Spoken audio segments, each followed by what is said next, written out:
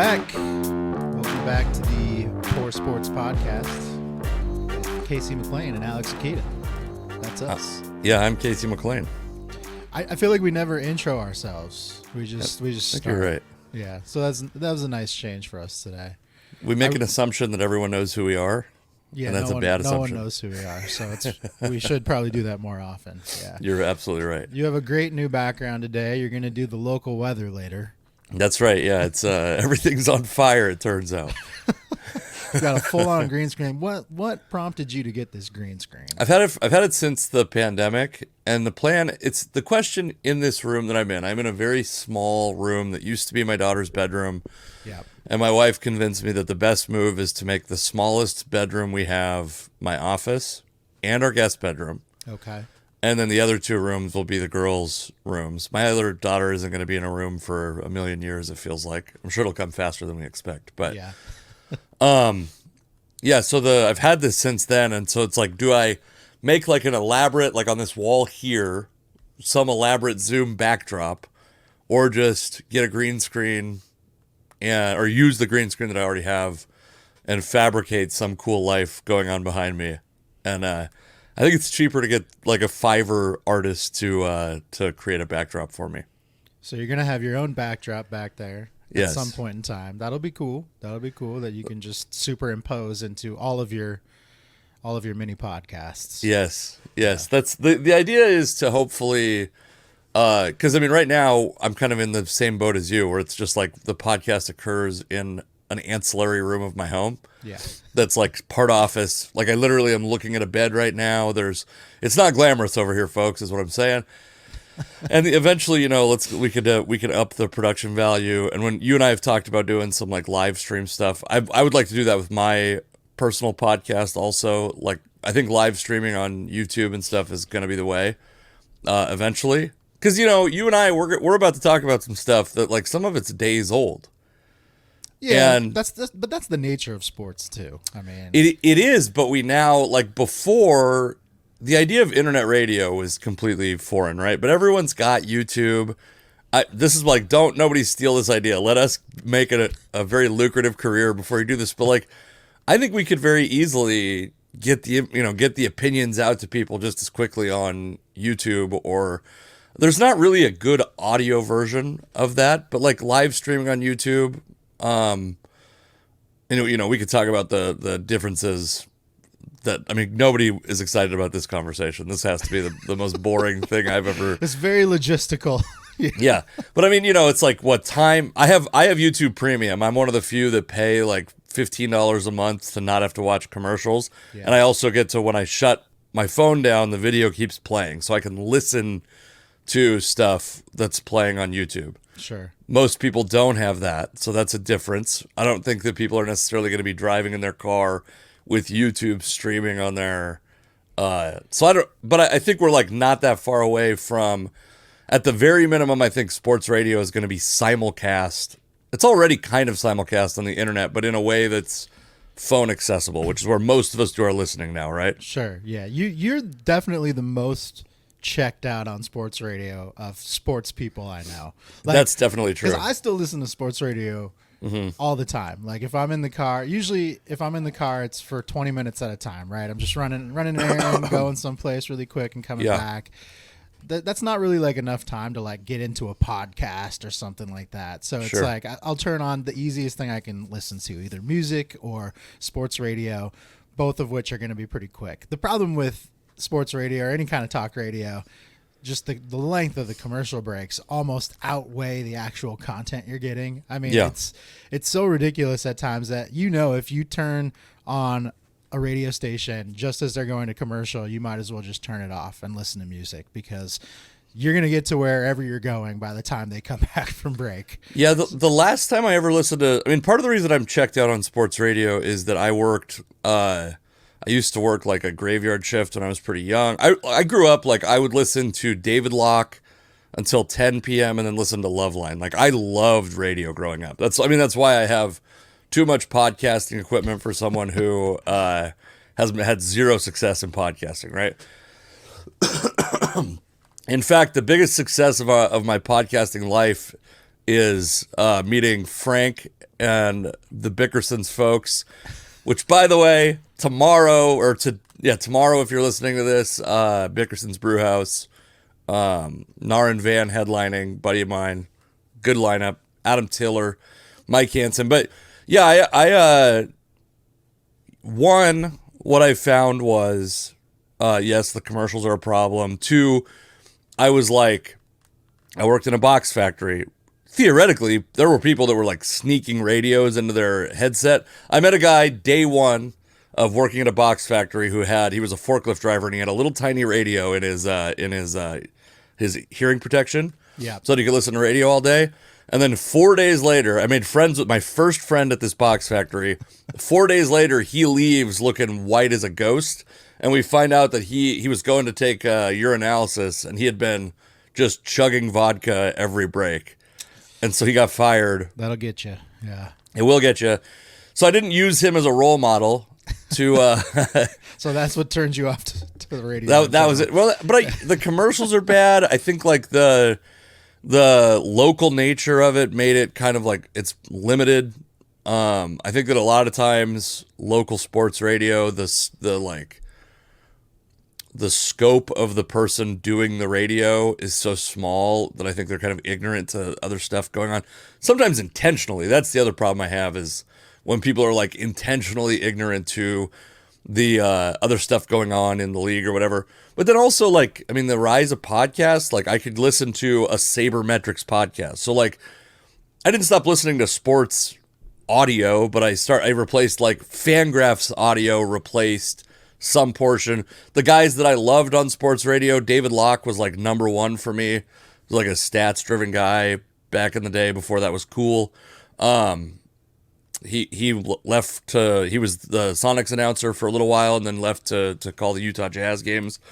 That was a big drop off for me. There was like chunks where it dropped off. You know, he created an entire podcast network, right? I know. I briefly had to negotiate. Not a part of. Yeah, I briefly talked to him about it, but about being on it actually. Yeah, I know a little bit about those. It's the Locked On Sports podcast network, which I'm sure makes him like millions of dollars now because it's nationwide.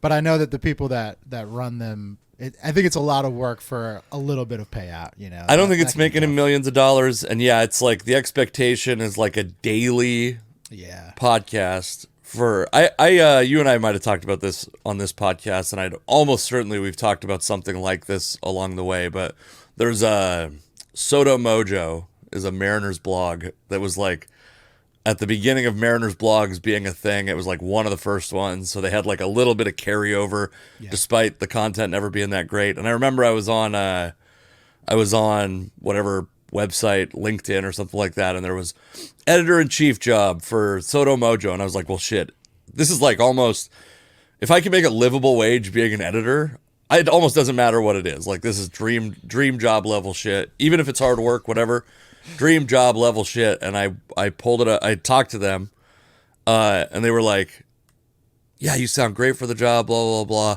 And I was like, cool, so what's the compensation? And they go, well, our editors, some of them make as much as 50 to 100. And I was like, 1,000? That's great. Like, sign me up. Let's go.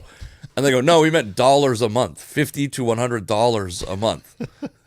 Yeah, I think, and that's not surprising to me. That's like sweatshop wages, you know? Look, I mean, I feel like I have a different perspective than a lot of like there's a lot of sports fans out there that just want to work in sports in any capacity, or journalism or media or whatever. I've always been a sports fan my whole life, but 15 years ago, I also worked at the Seattle Times for a couple years. Yeah. So I saw this from, in some ways at the highest level of media, right? Like, I've seen what people earn at the highest level of media. And my advice to anybody, if you're a sports fan, just be a sports fan. Do not, if you want to make money, if you want to earn a living wage, don't go into journalism. It's not. Certainly not journalism. Yeah. I mean, unless you get into TV media, unless you get up into ESPN, national media of any kind. There's actually really good money still in radio. I know that you hate the local sports radio, but they still make pretty good money being being even just on like a local radio station. So yeah, I didn't say that I hate them, to be clear. I just like, I found things that I preferred to them. Right. I will say the other thing that bugs me is like so much of our local radio is there's like a lot of people who've been there for a very, very long time. Yeah, you tend to stay in those roles for a really long time, especially in a place like Seattle. I mean, Seattle only, yeah. Yeah, Seattle's very resistant to outside voices. I mean, that's just the reality. It's funny because we have so many transplants here, but when it comes to people who are giving us news, we don't like new people. We just don't. Yeah.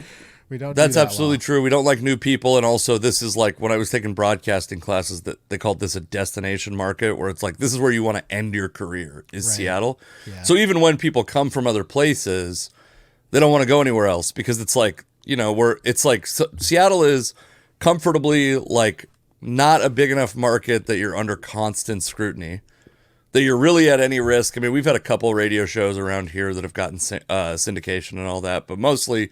You're not like fighting for syndication and shit like that, but you're also, it's big enough that you make very good money and live in a very cool place. And you're not like, it's not like you're in Great Falls, Montana doing local news, cutting your teeth anymore. Yeah. You're in a place that's like a place you would consider living the rest of your life. You and I have basically conceded, I think, to living here the rest of our lives. I would guess that here-ish, maybe not you. I'm fucking stuck here. By conceded. I mean, my wife has conceded that we're going to live here the rest of our life. So yeah, I mean, it's a great place to live. And I think, I could give people all sorts of tips on getting started in media that no one really cares about. But the reality is like a place like Seattle is a major market when it comes to media. I know a lot of people might think, oh, it's not New York or LA or San Francisco. And that's true.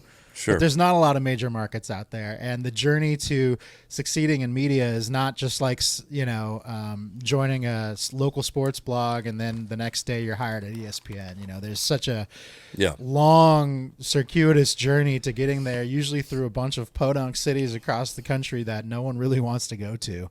Yeah, to actually make it. I have a friend who's on ESPN right now who started out in like Montana and other places like that and moved around to get where they are. And that's, it takes a lot of work, man. It takes a lot of work. And so like when we do stuff like this, or, if you're starting a blog, I had a blog for a number of years.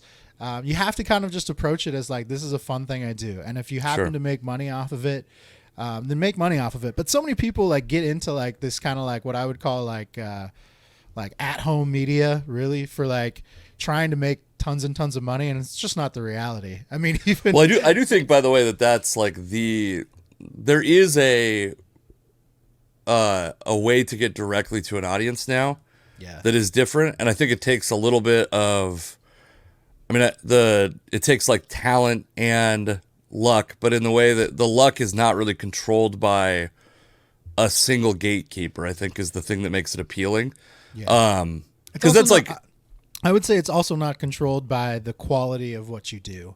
Like there's there's actually like a lot of the stuff I'll see on Instagram, like meme aggregator accounts, like every other word is misspelled, like little things like that. Like the quality of the content is bad. They're just recycling content that TMZ had a week ago or something, right?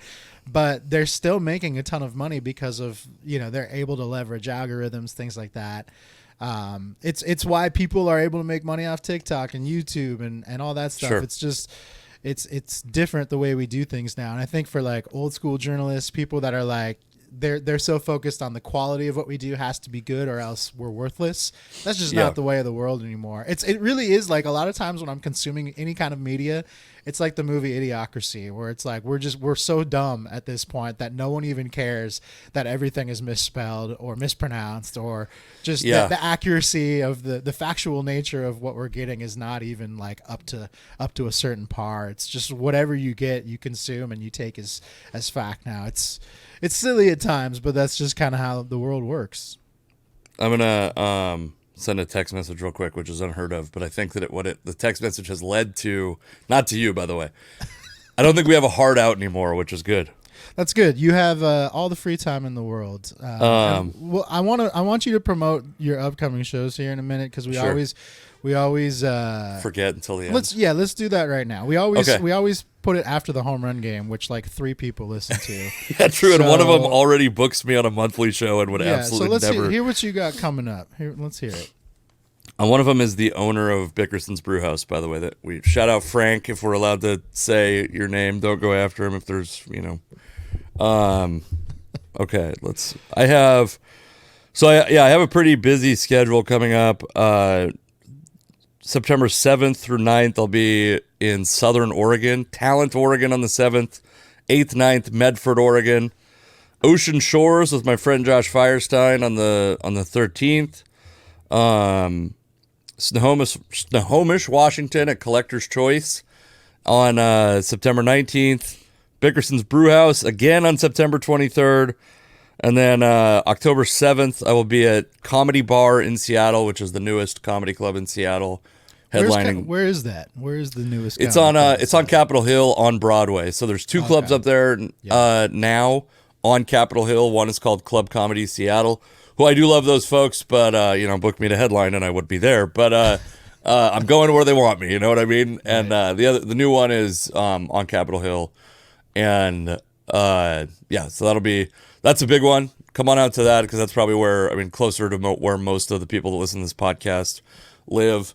I do want to say I think that there's I agree that the quality. Being obsessed with quality has never been less valuable, right? It's churning out shit, even comedy. I've just resigned myself to this idea that comics are very precious about their material. They're I don't want to release this, and then it's I put out 25 minutes of material 2 years ago, just hit 1,000 views. We're not exactly lighting the world on fire, right? And it's on YouTube, by the way. It's on my YouTube. But also, it's I could have been putting that shit out as clips for years and maybe had fans, and I wouldn't have had quote unquote a special, but it's not really a special. And also, just you got to get the fans to be able to go do the headlining gigs. So I've started to put out more material too. Anytime there's something funny that happens at a show, I was supposed to take my daughter to the zoo the other day. And you didn't do that. I was told we did. You were going to the zoo. Well, yeah, I told you that. I was told. You say I was told my assistant lied to you. Your people let me know. I ended up throwing out my back, and that night I had a comedy show. So I was watching my youngest. We were going to take our kid, and I do want to talk now that we have a little bit of time. Which what's your end of show look like? Do you have a hard out? Whenever it ends. Okay, good. We're 5 hours. Marathon podcast. You've really been going through.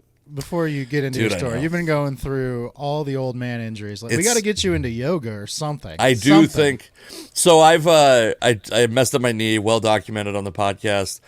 When my first daughter was born, I threw out my back. I've had back issues since I was 18, but I threw out my back for the first time after our first daughter was born, and then I did it 4 times in the year that followed. Right, and so. It happened again. I know what I need. I go in, I get a Toradol shot. I actually got some Toradol pills, which is fucking, baby. They're non-narcotic. It's That's a steroid. It's an NSAID, non-steroidal anti-inflammatory drug, I think is what they call it. Could you pass an Olympic test? Yes. Well, okay. Yes, okay, I could. So your Olympic hopes are alive. Yeah, yes. Not for powerlifting, I don't think. I can't lift a 12-pound baby in a crib more than 3 times. But anyway, so we didn't go, but I did go to. I was in a comedy contest. I've taken this year because I'm going to be home for so much more of the rest of this year. There's 2 comedy contests that in the past couple of years I did not really have time to do. The Seattle International Comedy Competition and Nate Jackson's funniest motherfucker around or whatever it's called at the Super Funny Comedy Club in Tacoma. Oh man, I'm drinking Starbucks, by the way. This is upsetting to some folks. Wow. I spent years boycotting Starbucks, and then I was told you were a Sonics fan as well, and apparently not so I'm much. the least sports radio listening to, least Starbucks boycotting. Well, anyway, you are the comedy half of the comedy sports podcast, so that makes sense. You can do what you want. yeah, my allegiances aren't as important. Anyway, though, my back is fucked up, can't bend over. I go up on stage, and a thing happens. I posted a reel of this, by the way, if anyone wants to go check out Casey McLean Comedy on Instagram. But I go up, and very often when I go to a place where they ask if you want a song played when you go on stage, which I do think is kind of a nice touch. The club I came up in, Tacoma Comedy Club, they don't do that unless the headliner asks. But it's kind of fun. One, you get to pick your song. That's fun. It's like picking a walk-up song in baseball, right? Sure. And so my song is Outkast, Ain't No Thing, started at 25 seconds. There's this amazing part where the beat kicks in and it's super high energy. And I love Outkast. I love that song. It's like one of my favorite songs by them. Inevitably what happens is the DJ looks, tries to figure out where I'm talking about in the song, gives up and just goes, here's Soundgarden, here's Nirvana, here's whatever. And so I went up this time and literally I'm 13th on this contest preliminary round. And I go up, the 12 comics before me, they all get hip hop songs when they go up. 13th comic, me, Casey McLean, I go up, it's fucking Come As You Are by Nirvana. Okay. They really peg you as a grunge guy for some Yes. reason. And by age, they're not wrong. They're a little. I mean, people always look at our age demographic and say you must have been fans of grunge. And Right. It preceded us. I think that's People true, don't you're realize right. it preceded us. Like I was. When grunge was really hot, I was like 8 years old. Yeah. So I didn't care about that. Yeah, that's true. I was like, I always tell, but people are always surprised because I'm like, I don't hate Nirvana, but I'm like not at all into Nirvana. And yeah, so anyways, I go up and I go, this song feels like racial profiling. It's a big laugh. But my back is all fucked up, right? And so I go through my set. I had like a decent set. I moved on to the next round, by the way. I have no idea when the next round starts or any information on this to be able to promote it. But I go to get off stage and the DJ, I said to him, I go, yeah, I'll ask for Outkast. And the DJ just plays me fucking Guns N' Roses. And then the DJ is so funny. He plays Sweet Child of Mine when I get off sage. And I'm like, oh, that's funny. I go to point to him. I knock the mic completely off the stage. So now I got a fucked up back and I'm like running downstairs trying to get this mic back onto the stage. And it was brutal. And then, yeah, now I'm drugged up. I'm good. I'm better anyway. You're feeling better. Yeah. Yeah. What do you feel about the zoo? Do you have... Because people have a lot of opinions about the zoo, and I understand. Like going to the zoo. The zoo's fine. A couple years ago, I understand why they did it. I don't think they needed to. I know at least at the Woodland Park Zoo in Seattle, they started serving alcohol or beer at least. Oh, baby. Yeah, which I get. Parents want to. There's parents that it's boring to walk around the zoo for a couple hours while your kid looks at all the animals. But as somebody who doesn't yet have kids and has been to the zoo a couple times as an adult, I still find it entertaining. So I don't mind looking at animals. I find the zoo fun. You'd be surprised perhaps to find... Oh, go ahead. No, I was going to say that the zoo in Tacoma is quite small. You can walk around it in an hour. So it's not... if that's the one that you go to, if you're a local Tacoma person, don't you it's not fucking too bad. denigrate the Point Defiance Zoo, Alex. Don't you look down on our Point Defiance Zoo. It's fine. It's just very small, which is good. I mean, small is good because for a little kid, I guarantee you it's not small. But it's got two aquariums. We have an elephant. We have tigers. We got everything you need, okay? The idea of zoos in general is it's not PC anymore. That's where my question is more, because you'd be surprised to find out, perhaps, based on the reputation of comedy, that the most moralizing I've ever encountered in my entire life has been comedy. And I fully get it's like a necessary evil almost to me. Nobody clip this, please. But I get why people don't like the zoo, why they're morally against the zoo. It makes full sense to me. But you're like, I got a kid that needs to be entertained, and the educational opportunities, the educational options we have are dog shit. Like the educational shows suck. Everything sucks. Yeah, you can only go to like a children's museum so many times. They're also like germ factories. Right. So it's like a combination of like two things that can be, you just overdo it and then your kid's probably going to get sick or you're going to get sick. So the zoo is nice. It's outdoors. You're not climbing on a big jungle gym or anything. You're actually like getting an educational lesson. But animals bring people together, man. It's like we're always so divided, like politically these days in society. Animals are the one thing that like bridges the divide, unless you're Jimmy John, who owns Jimmy John's, and then you just want to kill all animals, I guess. Yeah. Have we talked about the Jimmy John story? I feel like we had to have touched on it at some point. But Jimmy John, he's like a big game hunter, but he's one of those guys that he's like super rich, so he like basically pays to shoot fish in a barrel kind of thing. Well, but the other thing about those guys I love that's his interesting. sandwiches. The sandwiches. Hey, first off, Jimmy John. I get Jimmy John and Papa John mixed up sometimes. Oh no, Papa John, he's just a raging alcoholic. Yeah. One of the things that when the Cecil the Lion thing happened and everyone was all mad about that, one thing I found out that I'm not is it true or not? I don't think that you came from a family of hunters, Alex. My dad was a hunter, is a hunter. He's still alive, but he doesn't hunt anymore. He's like almost 70 and he's beaten up old man. Yeah. But the reason that it's not as like obviously morally wrong, that I don't think gets enough credit, is that shooting fish in a barrel thing. He's not just going like, catch this lion, here's $50,000. His $50,000 pays for the conservation of other lions, supposedly. Like, that's what the $50,000 goes to, and then, I guess as a sacrifice to his $50,000 or whatever it is, they let him shoot Cecil the Lion or whoever. Also the other thing that's kind of interesting, I guess, is that lion attacks or wild game attacks in Africa are a little more of a problem than in Tacoma. You know what I mean? Yeah. The whole industry it's a thing. Anyway, the point is animals bring people together. Yes. So. and so I just was kind of curious because I find like you to be somewhat reasonable. And so I like a nice barometer of.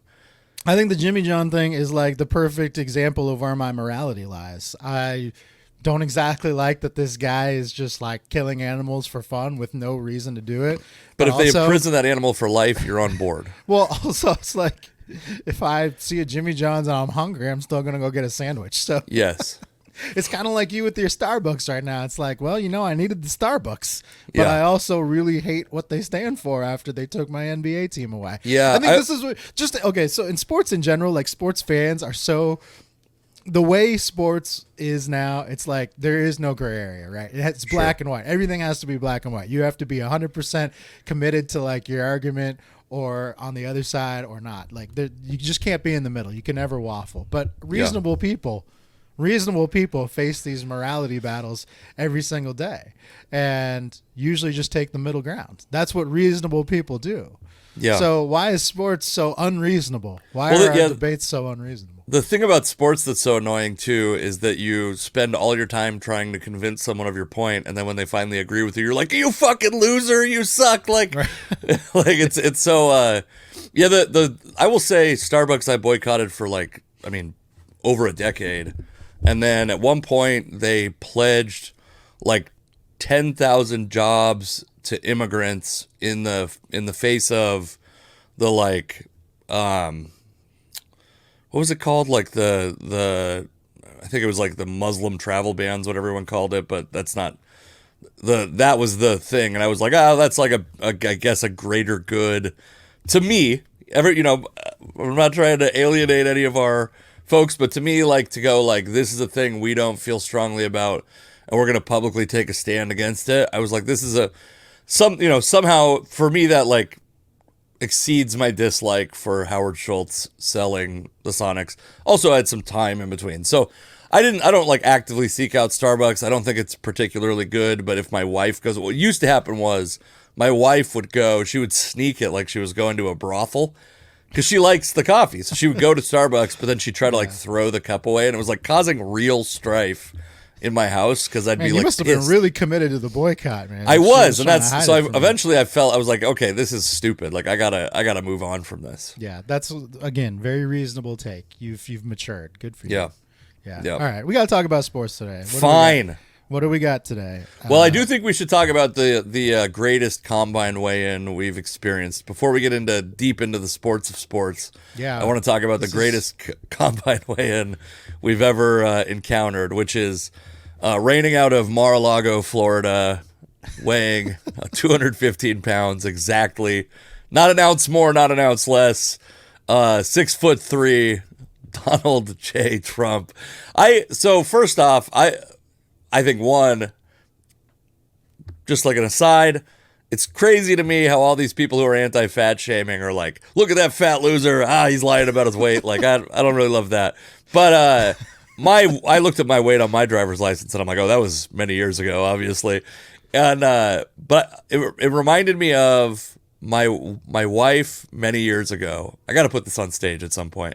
I was playing Madden, creating a quarterback named Casey McLean. 6'5". Of course. Uh-oh. My camera is having a problem. Hold on. We've somehow managed to go to the worst camera on this. What are we doing, folks? What are we doing? Oh, the camera died. We're used to this as a we're sticking with this one. Your camera's battery life. We're sticking with this one the rest of the time. Dicey. So the 6'5", 250 pound 6'3". You're giving no. Oh, okay. Sorry. Casey McLean, quarterback for the Seattle Seahawks, 6'5", 250 pounds, 21 years old, fast, strong arm, high awareness. My wife walked in the room and said, well, at least you got the weight right, and then walked out. Oh, that's rough. Yeah. Yeah, that's look, the one thing I will say about 6'3", 215-pound Donald Trump is that I guess he's like the rest of us in that he wants to protect his own weight. He's insecure about that. Yes. It'd be nice if we could just admit it. I saw that though, and I'm 5'10", 225. Okay, that's big. That's pretty big. Sure. But I don't think if you looked at me, like if I'm just standing up and you look at me, I don't think you would think I was 225. Most people don't. Sure. But that's the reality. So if I can look at Trump, who claims to be 10 pounds less than me and like 4 inches taller than me, yeah, I don't think he's 215, man. No, I mean he's very obviously not 215 pounds.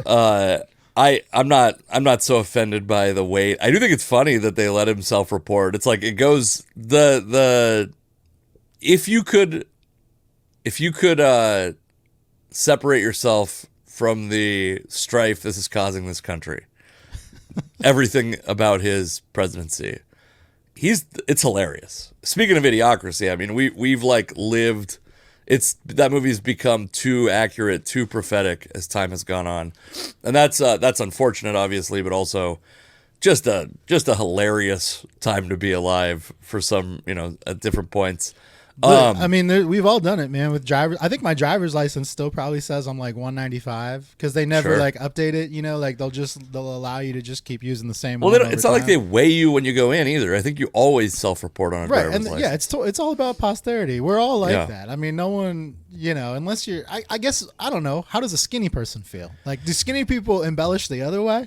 Like, if you're like 5'10" and 140 pounds, are you telling people you're 150? I don't know because I've never lived that life.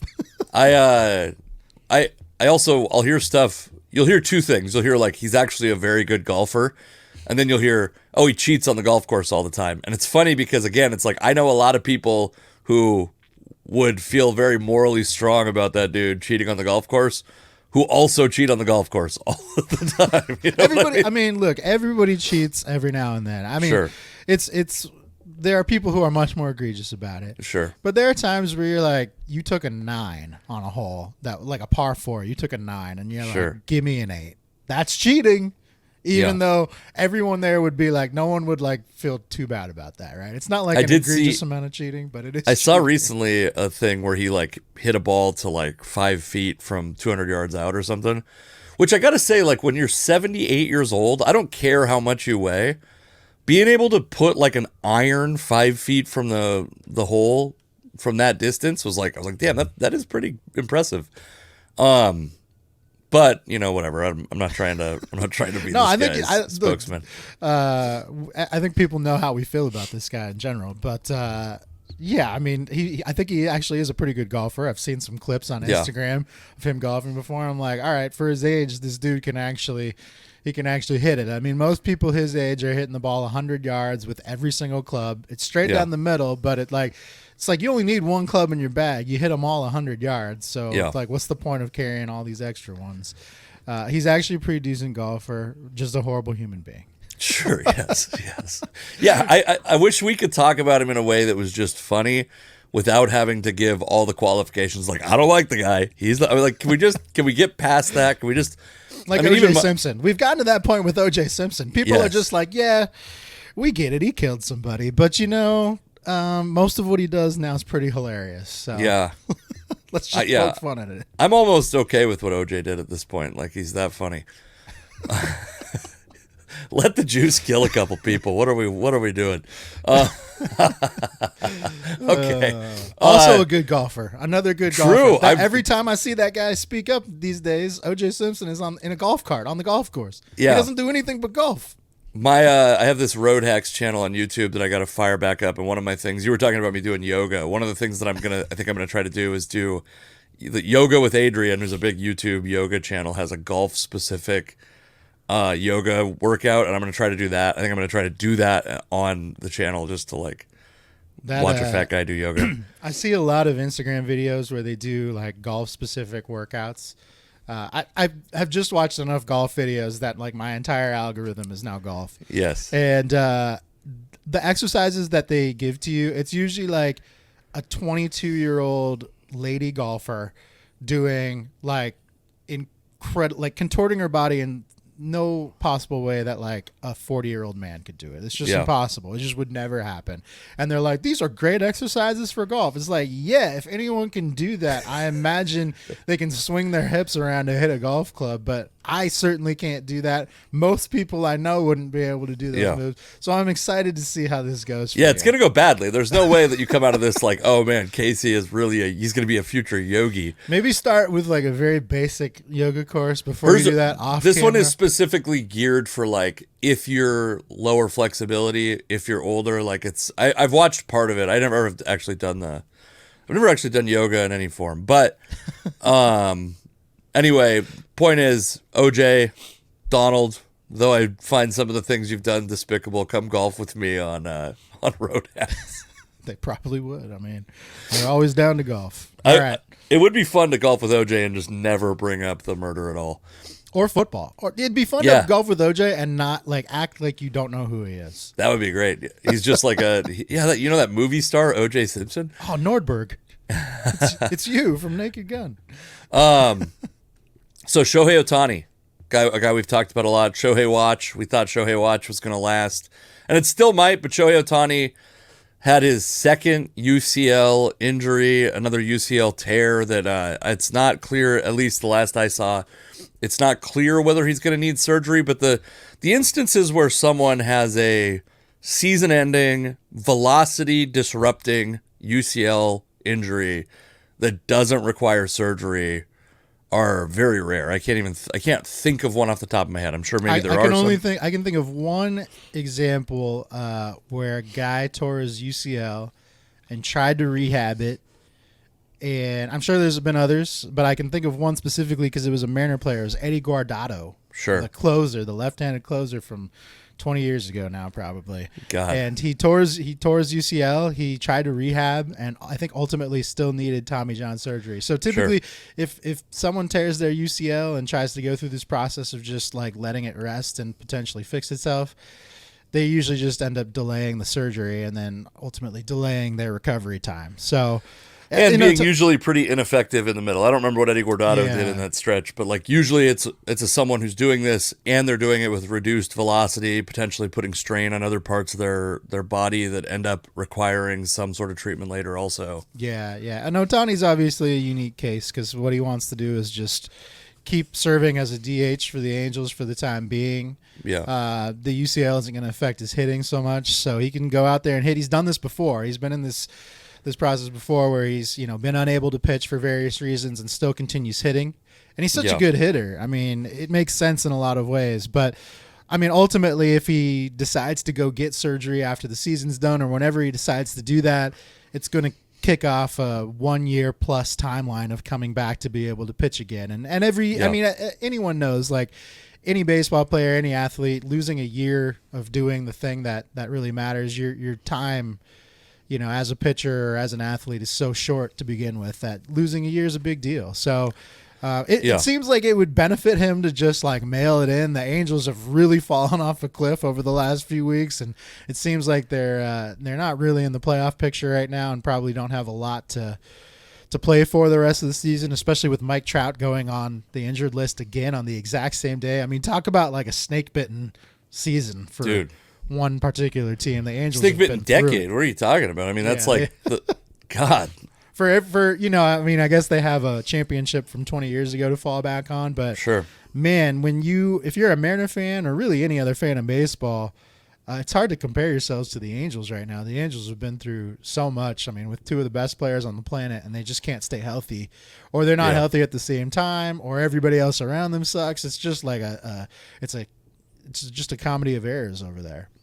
Yeah, and the thing that happens is with Ohtani specifically, and I have like a little bit of a psychopathic thing with baseball where it's like I think this is good in crisis. Like in my life, I can very quickly go like, okay, what do we need to do next and not dwell on things emotionally. But I was like, well, what does this mean for the Mariners' chances of signing Ohtani? Because frankly, though him as a pitcher, he's like an incredibly good pitcher and he's an incredibly good baseball player, what he's actually kind of turned into, surprisingly, he's a better hitter than he is a pitcher. He's like, I believe he is, by WRC Plus, the best hitter in baseball. Yeah. He's absolutely smashing the ball. He's the best power hitter in baseball, no doubt. And so like, is that guy as a DH? He's very obviously still valuable. With the problem is, this would be 2 Tommy John surgeries, and we've talked about this earlier in the podcast. In earlier episodes of the podcast, there's a book by Jeff something called The Arm that talks about. I think it's by Passan, isn't it? Is it by Passan? Okay, so yeah, maybe. I think so. I always get Passan and another guy mixed up, but that talks about Tommy John surgery, and there's like a very vivid images of Todd Coffey, I think, going in for his third Tommy John surgery, and there's like.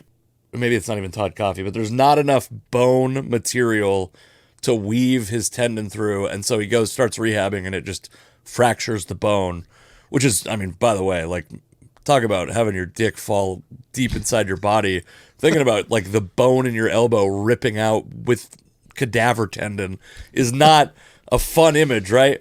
But this is also the reality that Ohtani might face. Like we might have seen the last time Shohei Ohtani is an effective pitcher.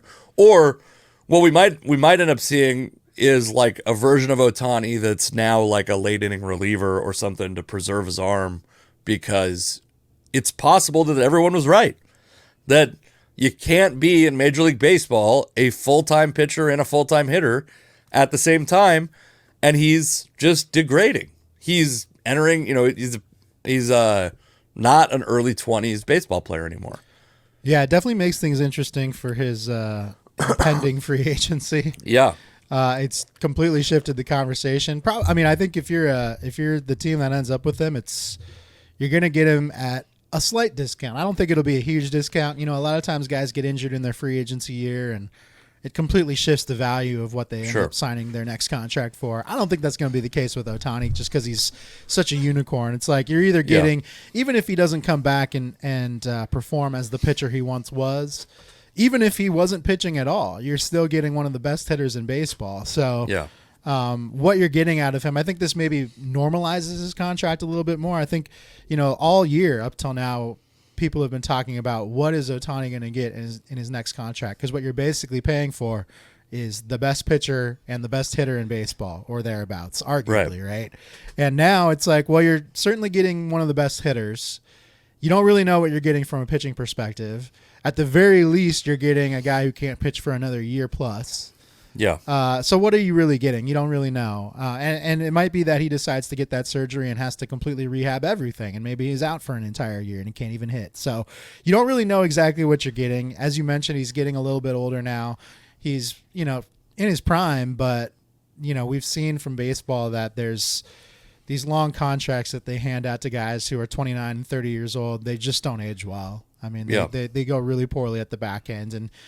And who knows what he'll end up getting. I think if you're a Mariner fan or one of these maybe more like mid-market team fans, your chances of getting this guy went up because the value went down on his contract. And if you're the Mariners, you were always going to have to overpay to get a guy like Ohtani anyway. So now the amount you'll have to overpay goes down. I mean, it just goes down. Yeah. Well, and I mean, I think it actually kind of opens the door for the Mariners to be a team that's like, actually, we're going to pay you the market value that we thought you had, because like as a good faith thing, and give him an opportunity to be won over a little bit.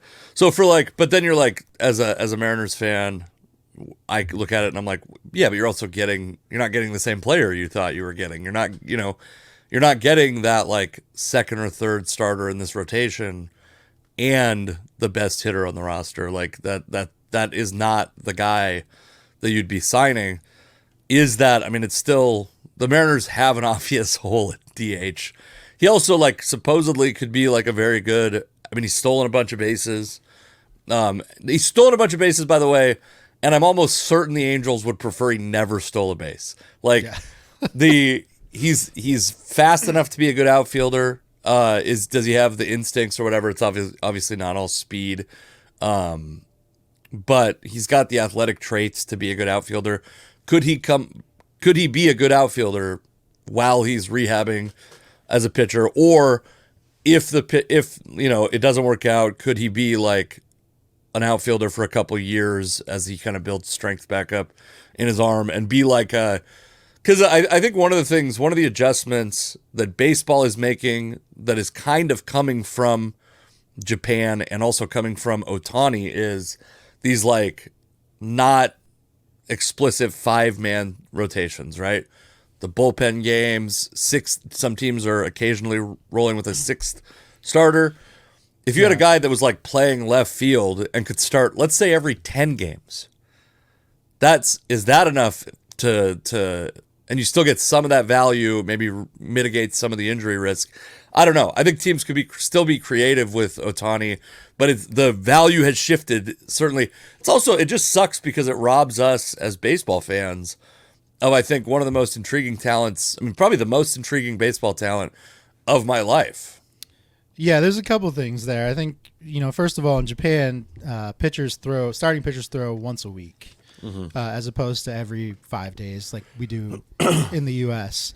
And apparently that makes a huge difference because you just haven't seen a lot of pitchers from Japan make the jump to Major League Baseball and have a lot of success. Sure. And even the ones that have had some success, they tend to wear down really quick or get injured. And I think just, having those couple extra outings on your record each year is enough to wear your arm down quicker over time. And then at the same time, I think as Ohtani's been successful the past couple of years as a two-way player, you've seen other teams try to take advantage of that and try to find two-way players of their own, and it just hasn't worked out. There's a reason Ohtani's a unicorn. There's a couple examples. There was a guy in Tampa, Brendan McKay, who's a left-handed pitcher and also kind of like a first base DH type, and he was this huge prospect a couple years ago, 3 or 4 years ago. He did make it to the major leagues. He was doing both briefly, and he has been injured for like the past 3 years. So I don't think he'll ever – it's possible he might never play again at any position, not just pitcher, but like at any position at all. His body just wore down because it's so much that you have to do. There was another dude who just threw a no-hitter the other day for the Phillies, Michael Lorenzen, who was an all-star this year.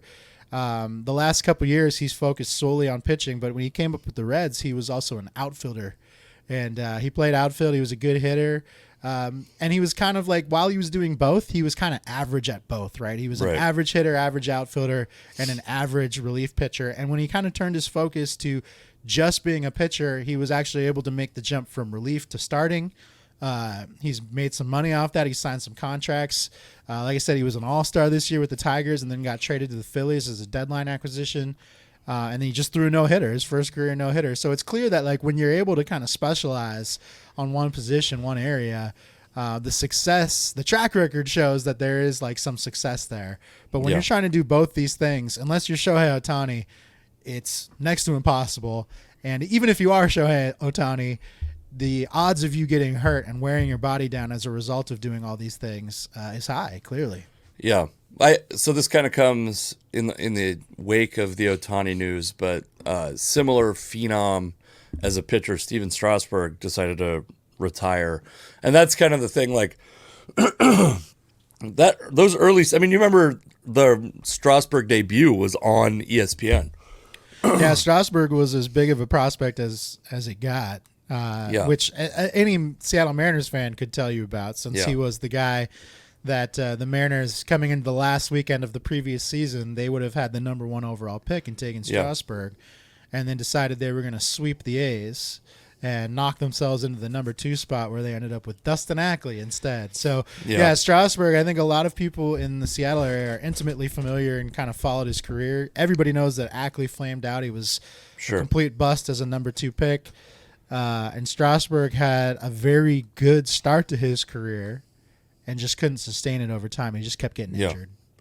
Yeah, and it's just, you feel like kind of robbed, I think, as a sports fan. And that's what I'm worried about with Ohtani, is like we weren't ready for the end of the like Ohtani is a unicorn era, but we might have reached the end of the Ohtani is a unicorn era. I mean, Ohtani has had, like, the start of his career was rocky pitching wise. Remember? I mean, he wasn't even that great of a hitter. He was like a 260 hitter. Sure. I'd have to go look up his numbers, but he wasn't. Power numbers have always been good, I'll say. The power numbers were pretty good, but they weren't like they are now. I mean, they weren't otherworldly. Like, the first couple of years of Ohtani, people weren't sure what they were going to get out of him, because he just couldn't. He didn't see the mound that often. He was hurt all the time, and his hitting was so. Yeah. The last couple of years is where things have he's skyrocketed into the best player in the world. Sure. And now it might be, you might be right. I mean, it might be the end of that era, and he might be kind of coming back down to earth, and he might just have, kind of a short bell curve of lifespan because of the strain that he puts on his body playing every day at 2 different positions. So, I mean, hopefully that's not the case. Hopefully he can come back, and I guess we'll just have to see what happens. But, I mean, presumably he'll be starting up with a new team next year, and you just never know. Like, anytime you adjust to a new city, new place, that can always kind of change the trajectory of one's career. So it'll be interesting to see where he goes from here. Yeah. Okay, last, there's like before we get into deeply just Seattle stuff, last week we talked about Sage Steele a decent amount, and I got a DM on Twitter that was like, nope, you were wrong about Sage Steele. She did Megyn Kelly's podcast. And that person is like a reasonable person. The person who sent that to me, reasonable person. And I was like, oh, did you listen to it? And then I listened to it. I don't listen to Megyn Kelly's podcast. I listen to very few political podcasts. Comedy, sports, and then there's a few political podcasts. But it's always, Megyn Kelly is too far partisan for me, typically. I actually don't think she's like a horrible interviewer. Nor do I think she's like a horrible... People want to make that lady out to be like she's Ava Braun, and she's not that by any means. I would encourage anybody to go listen to the Sage Steele interview, because I don't know that I came away thinking... Because I think what I said last week was that I think she might not be as actually politically conservative as people want to make her out to be. I don't know that I changed my opinion on...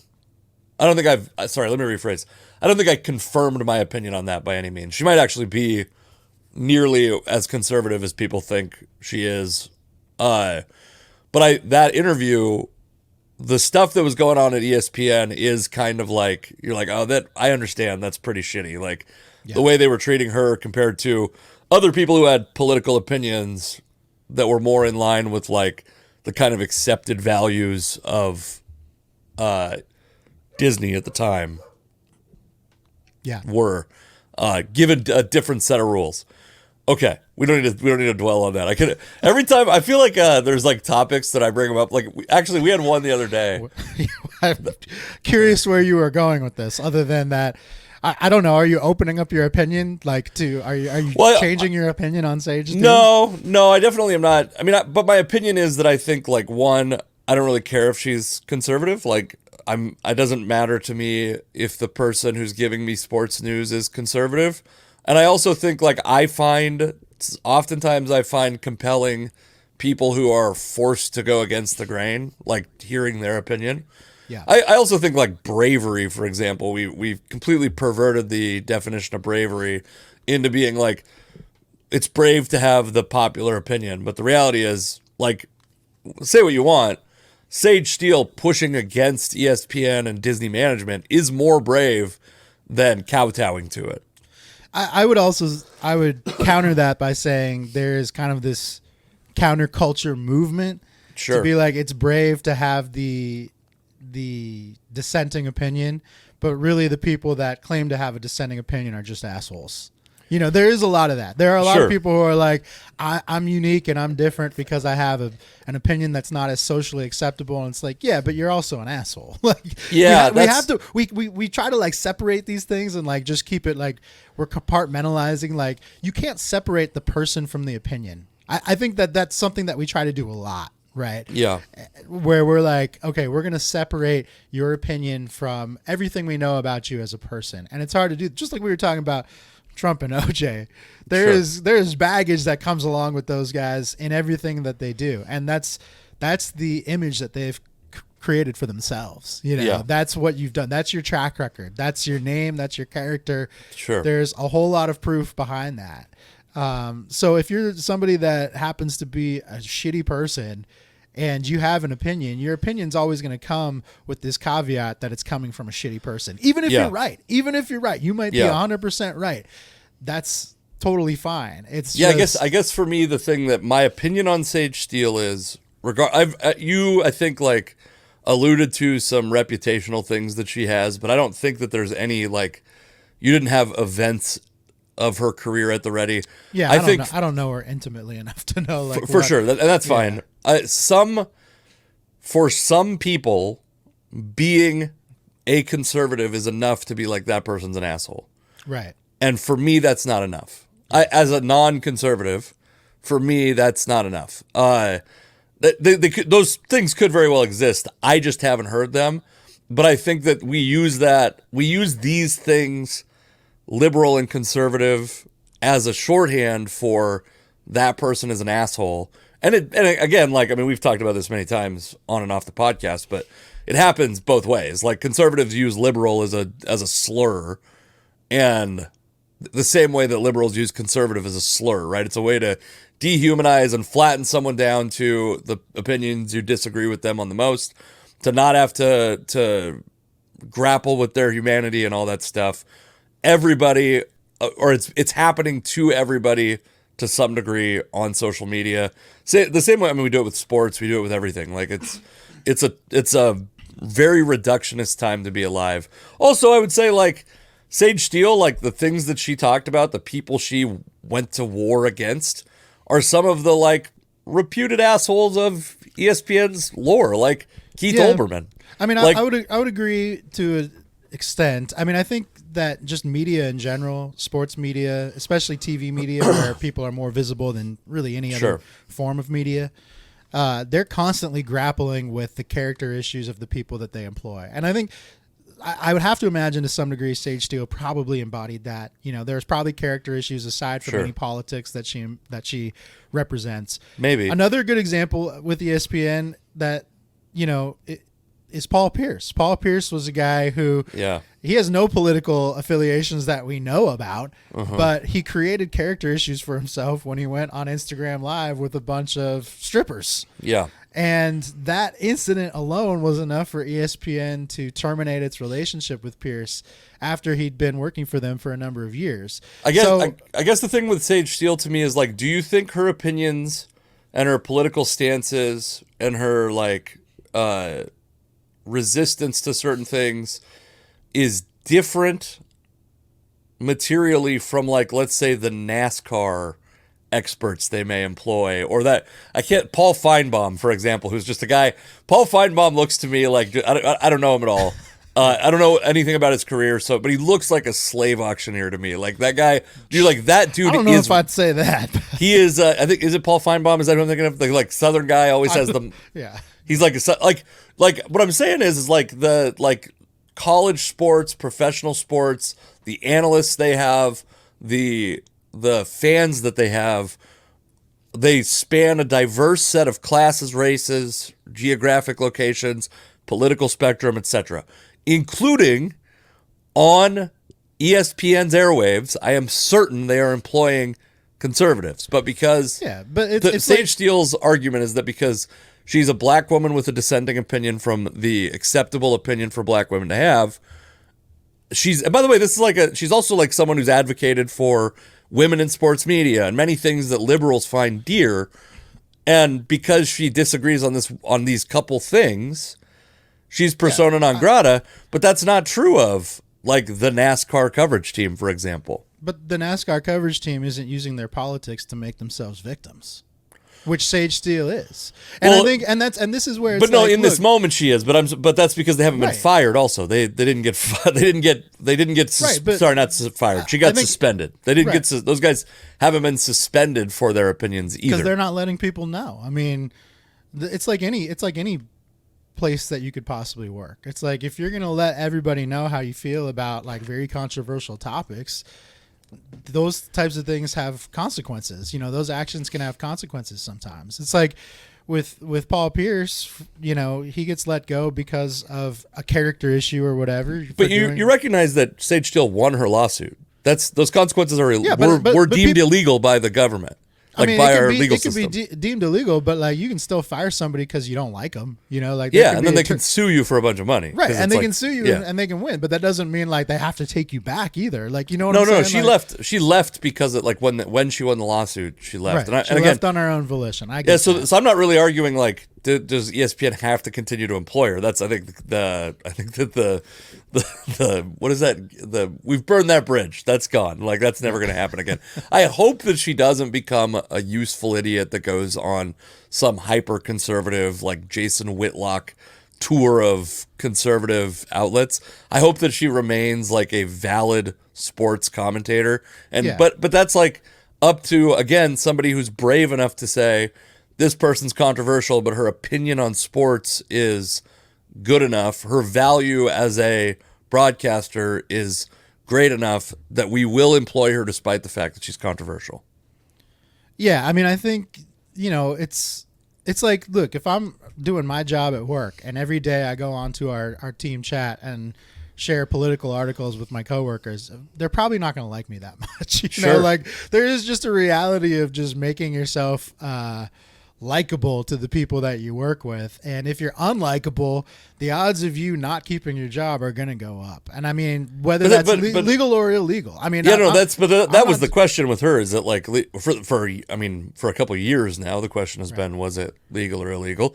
And what we found out is, at least in Connecticut, not legal. Like it's the way that she was treated was not legal. And that's, I mean, but people can perceive that as just being like, hey, if you're pushing your opinions on me all the time, you're a dick, right? Like that's whether I agree with your opinions or disagree. Like I just don't want you pushing that stuff on me all the time. But I think her argument is not that ESPN didn't allow people to push their opinions. Right. They did allow certain people to push their opinions and other people not to. But you've seen other people like Jamel Hill get suspended for, you know, blasting with what would be considered liberal commentary. Right. So ESPN, I mean, they straddle the line, but it feels like they punish equally when it comes to, regardless of what side you're on, if you're going to be very vocal about certain issues. So the difference, of course, the difference, of course, with Jamel Hill and why she got suspended is because she did it on ESPN's airwaves. Yeah, I mean, it's their rules, man. They can set the rules however they want. But it's not. Hold on, I think my cat is. Hey, out. This is what home media. This is what it is. I gotta close this door. Hold on. God damn it. This really destroys your argument, by the way. This cat came in and ruined everything for you. We're really susceptible to a cat invasion. Yeah, I don't know that we don't need to belabor it, I guess. But I guess my point would just be like, if you're an independent entity like ESPN and you want to set whatever rules you want, even if they straddle the line of legality, you have the right to do that.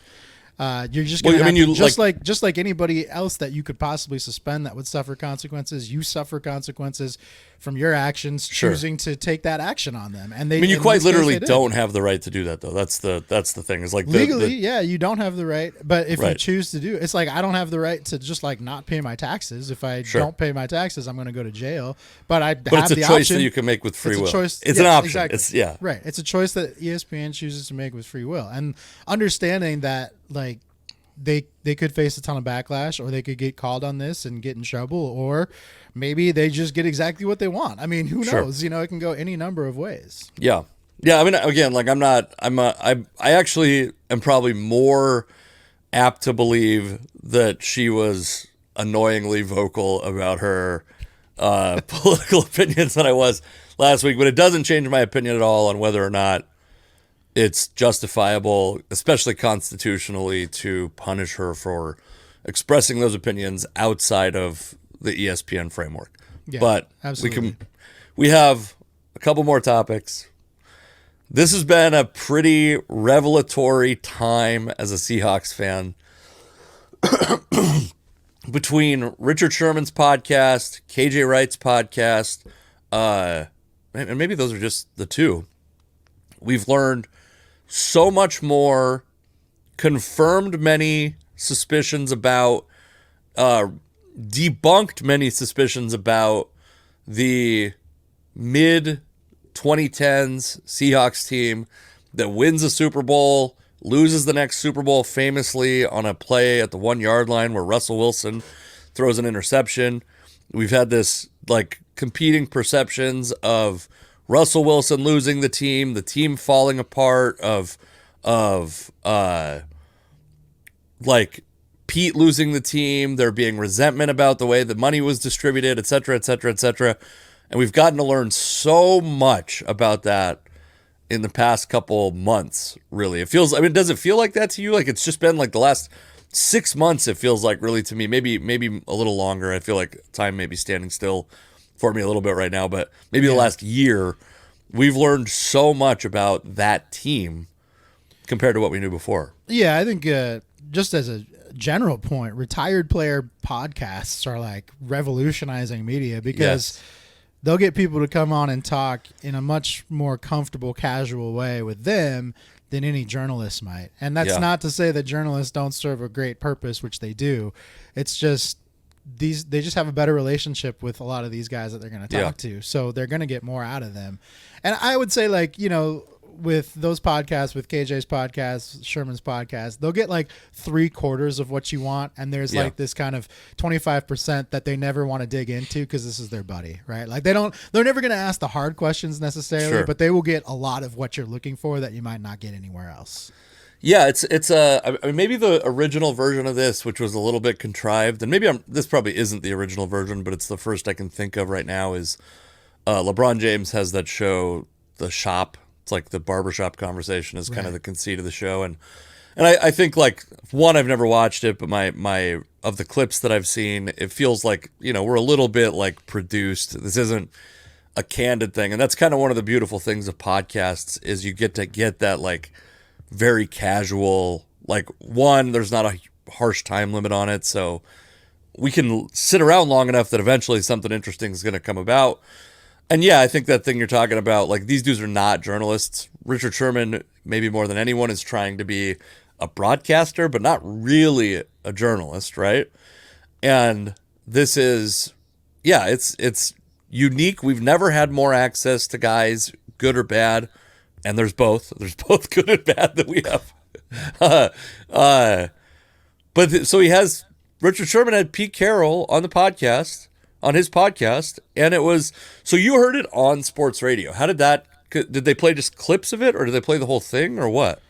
They played like the important clips. Gotcha. The part where Sherman asks Pete Carroll about the goal line play in the Super Bowl. Yeah. And his reaction to that.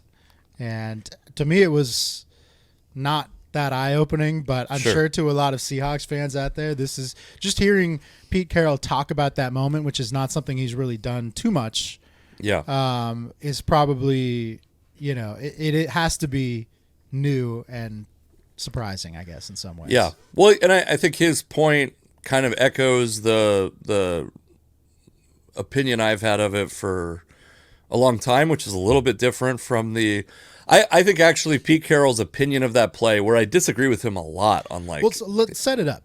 So Richard Sherman asked him, how does he kind of approach this with him, and then what does Pete's answer look like? Well, I mean, Alex, it's been days since I've listened to this, and I'm on very little sleep. They go into it. They're talking about the play.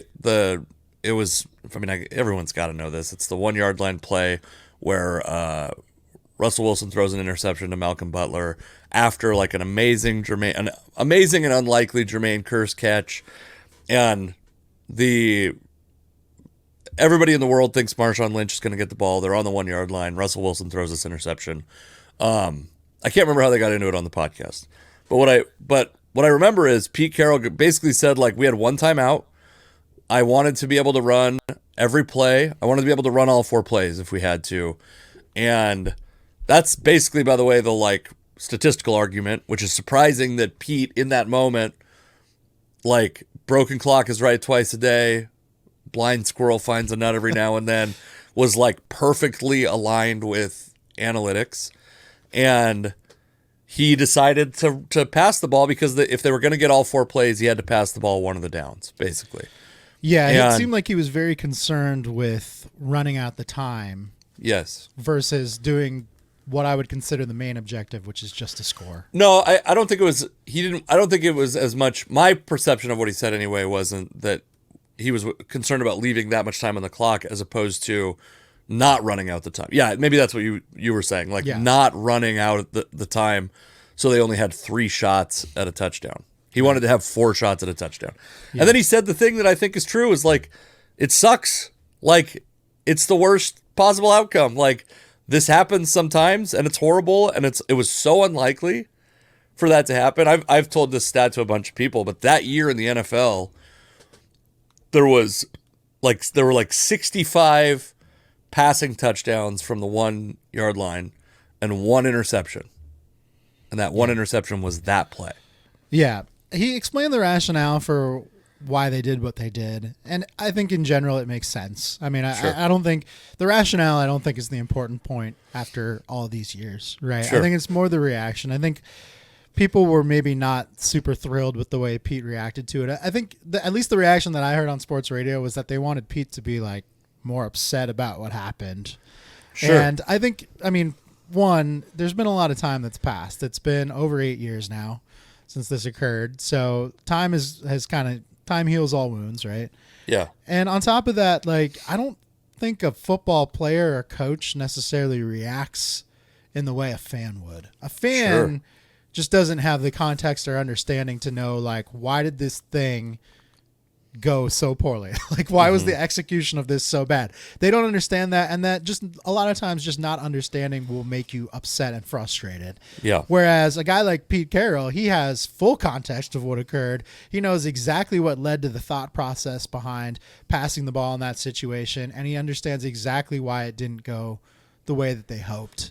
And he also, by the way, has an entire career of making the right decision and having a bad result, and making the wrong decision and having a good result, probably many times a game. Yeah, and I think, look, if you're anybody who's ever played a sport, you've been in that situation where you've been playing and something hasn't gone your way. It doesn't certainly not magnified the way a Super Bowl goal line interception would be, but we've all been in a situation where something just doesn't go your way. Yeah. And it's, you can react to it with unbridled anger, or you can react to it the way I think most people probably would, which is in a very measured fashion. Sure. Which is, hey, it didn't happen, and we're going to get the next one. I mean, the athlete mentality is generally like, hey, whatever you just screwed up a second ago, forget that. That's in the past. It doesn't matter anymore. Reset your mind and focus on the next play ahead. Yeah. And, I think for Pete Carroll, for the Seahawks in general, like, in that moment, you're focusing on the next play, the next season, the next game, whatever's coming next, as opposed to what just occurred. Now, I get it. In that situation, there has to be some sort of post-mortem on what occurred there, because it is so big, so glaring. But, 8 years down the road, if you're Pete Carroll, I mean, it is what it is at this point, right? Yeah. Yeah, I respected that about him. I think, again, it's also, we didn't hear him. He wasn't in a tell-all with Barbara Walters, right? Like, he's talking to his former player. And the thing that came through in that interview to me, by the way, I do encourage you at some point, you specifically, but also the listeners, to go listen to the actual full thing. Because I don't know what clips they played on sports radio, but the absolute admiration and love that Pete Carroll has for Richard Sherman was very obvious. And he also acknowledged, by the way, he's like, you are a psychopath like me. We're the same. Like, I mean, I'm paraphrasing a little bit. He's like, we're the same. And like, I filled this team with hyper competitive psychopaths. And again, I'm paraphrasing.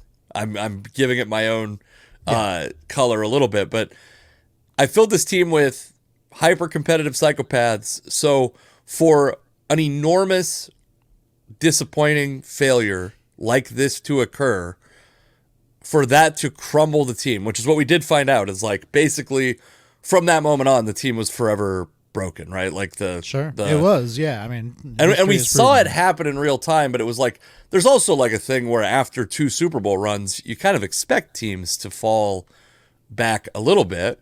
And these guys, in a matter of seconds, thought they were part of a dynasty to a team that, in their perception, for a variety of reasons, made this selfish decision that ruined their career legacies, or not ruined, but significantly impacted their career legacies. Like, but you and I think, probably have an appreciation for Doug Baldwin that is greater than the entire country that isn't Seahawks fans, right? But if that's a 3-time Super Bowl winner, because the other thing they brought up is like, if they won that one, they were going to win another one. That's what they said. I mean, these are like, again, competitive psychopaths, right? But if Doug Baldwin is a 2 or 3-time Super Bowl champion on that team, is Doug Baldwin maybe a Hall of Famer? Where he's probably not a Hall of Famer. Yeah, it changes the individual legacies of all the players involved for sure. And I think in the moment they maybe don't have a complete understanding of that, because for them the next season could be another Super Bowl opportunity, right? Every season that they keep playing. But when you reflect back on your career and you think about what could have been, I'm sure it's a lot more crushing, to be able to look back and be like, man, I would have been considered, if I'm not considered one of the greatest of all time right now, I certainly would have been with another Super Bowl or 2 under my belt. So that, all that stuff really matters. I think with just in listening to Pete kind of talk about this and like you were saying, the way that he kind of spoke to Richard Sherman, it almost seems like in a lot of ways he's kind of like a father figure to a lot of these players, and the way that he talks to them, and the way that he really does like show love and admiration for them the way any kind of parent would for their child. Pete, a lot of times I feel like, especially in Seattle, maybe this isn't the case around the country, like the national perspective of Pete Carroll, but in Seattle especially, it feels like he often gets a bad rap. And I feel like Seattle fans are just like married to, at least fans of like our age and older, are married to the idea of the ideal coach or manager being a fiery red ass, like George Karl used to be, or Lou Piniella used to be. Like, some of the best teams we ever had were led by fiery red asses, right? And so that's all you expect from a coach. Anytime Scott Service doesn't get tossed from a baseball game, it's because he's not Lou Piniella and he's not a fiery red ass. And as a result, he's a bad manager, right? Sure. Pete Carroll, he doesn't get mad enough at his players, so he's a bad head coach. And it's like, there's this idea that a coach or a manager has to be just a piece of shit, and that's the way that they're going to galvanize their team around them, is that they're going to be the common enemy that their team rallies against. But at the end of the day, like a Bobby Knight figure, everybody will respect that person in the long run because of the tough love that they show. And Pete has never been that guy. Pete has always been this guy. To me, in my mind, he's one of the greatest coaches or managers of all time because of the way he manages the personalities of the players around him. And I think in the NFL, maybe more than any other sport, there has to be more people management than anywhere else, because you have a bigger roster than any other sport. You just have so many more personalities, and then just the fiery competitive nature of football. Baseball is more of kind of a casual, slow grind. Basketball, to some extent, is that as well. You have so many more games. Football, every single minute you're together with your football team is amped up, right?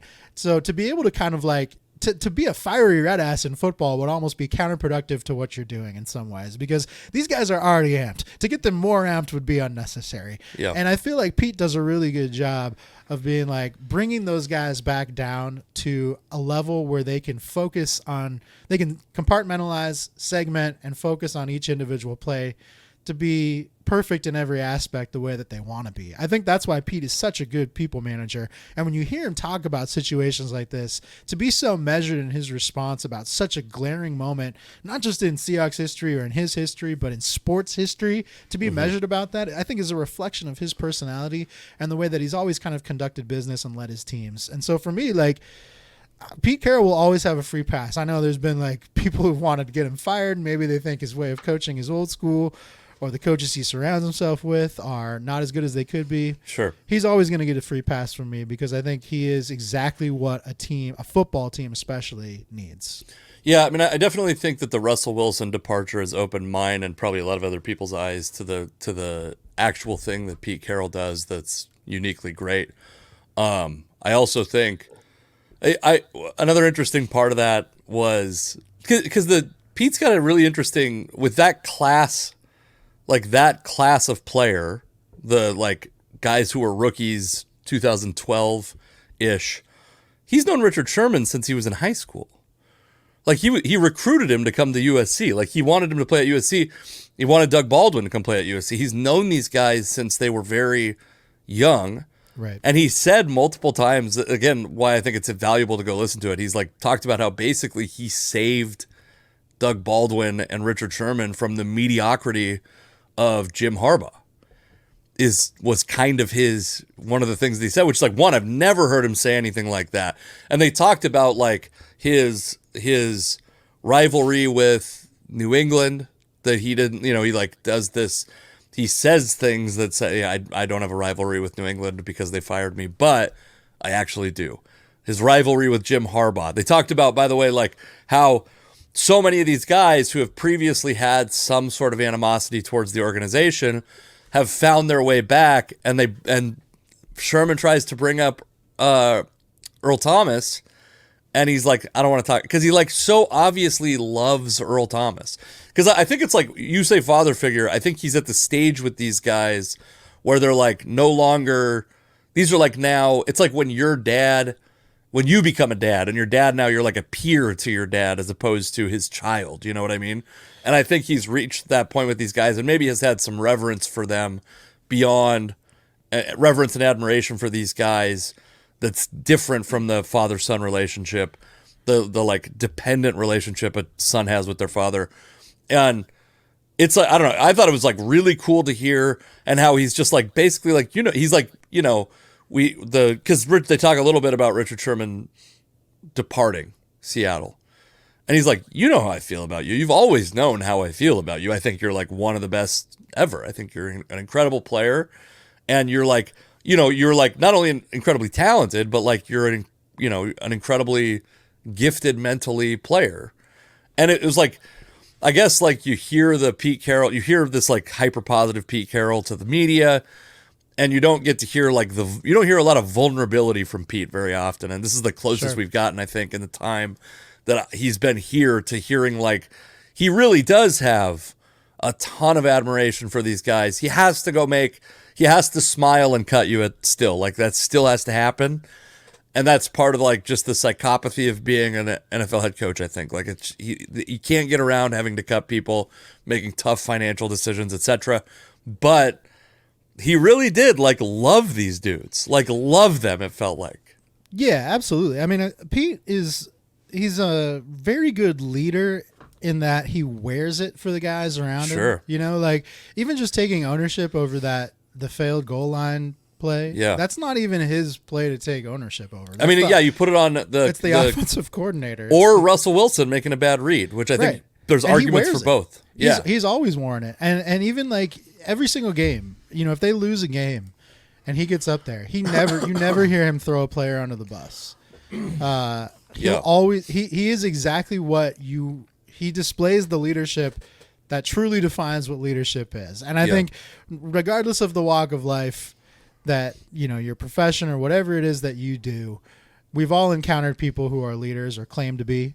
There's a lot of fake leaders out there, man. Sure. I mean, there are a lot of fake leaders out there. People who will throw anybody under the bus at a moment's notice to save their own ass. Yeah. And Pete's never done that. And in some ways, that's really admirable because regardless of the stature that you have, everybody has a natural inclination to protect themselves, right? Sure. Like that is something that you have, that you're inclined to do. You protect yourself. And at the same time, when you're surrounded by people that you love, you have an inclination to protect them too. And Pete has always protected those people above himself the way that, somebody that you really truly care about would do. So it's interesting to just see the way that he has carried himself. I mean, I'm not I wouldn't consider myself like the biggest Pete Carroll fan in the world, but Sure. the way that he displays leadership is that is what leadership truly is. And if you have any other understanding of it, you're probably wrong. And I think part of the reason why he's frustrating to people is because he is not like the traditional stereotype of what a football coach is. Yeah. But the stereotype of what a football coach is an asshole. It's like it's part of the reason why football has been, behind the times as far as like how they deal with things like concussions, with injuries, with mental health, all of those types of things, because there are a lot of just bad people involved in the game, and he's not one of them. So, the fact that he's been successful and like a decent person in the game, that's pretty cool. Yeah. I think we should skim over the the Mariners are playing great. I don't really have anything to add. They're just playing they're on great. Fire. Yeah. Yeah. The entire playoff picture has become, especially in the American League, has become very muddled as a result of the Mariners being on fire, the Astros kind of just sustaining the way the Astros always do, and the Texas Rangers, who were one of the hottest teams in baseball in the first half, just falling off a cliff. Yeah. Over the past few weeks. Yeah, I mean, and that's it's been pretty well documented recently by people that like the 1995 Mariners really benefited from the Angels having a historic collapse, and that's true. It was funny. I was at a bar yesterday and I did hear someone complain about a Mariners loss. I can't believe it's so funny because they've had so many semi-improbable victories over this last month and change that they've been very successful.